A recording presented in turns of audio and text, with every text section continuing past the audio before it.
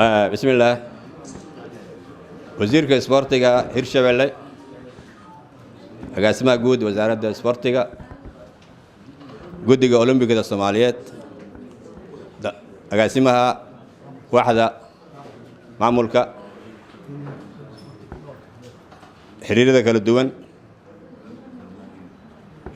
gobolka Banaadir gudoomiyaha gobolka Banaadir isboortiga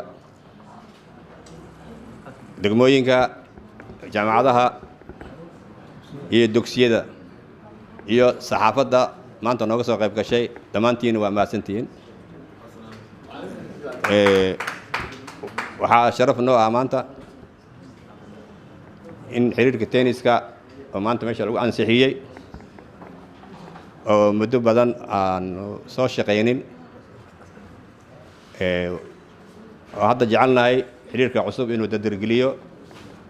dugsiyada iyo jaamacadaha iyo degmooyinka hawshan aan ka bilaabano saa la socotaan guddiga tenniska aan magacaabnay loo magacaabay inay yihiin dadkii hore qaranka ahay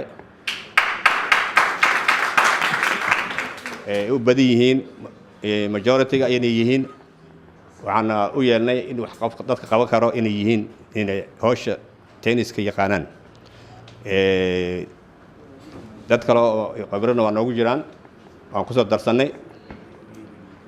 waxaan rajaynaynaa hawsha aan rabnaa ka qabnaano waxa weeye saddexda maanta aan na doorteen inaan hawsha ka bilowno wax qabadkayni si aan u soo kacno wax qabadkii tenniska meeshii joogi jiray inaan geyno sida la socotaan tenniska wuxuu ka mid ahay xiriirada oo dhaxay ku jiray waqtigii hore dawladda jirtay muddo kadibna soo dhacnay haddana waxaan jecelnahay inaan baaskii meeshii inaan geyno annagoo la kaashanayno jaamacadaha iyo dugsiyada iyo degmooyinka marka hore ka bilaabi doonno waxaan rajaynayaa inaan hawshaas ka bixi doonno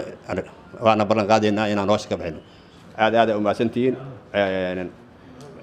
meesha nagu soo qayb gasheen iyo kulligood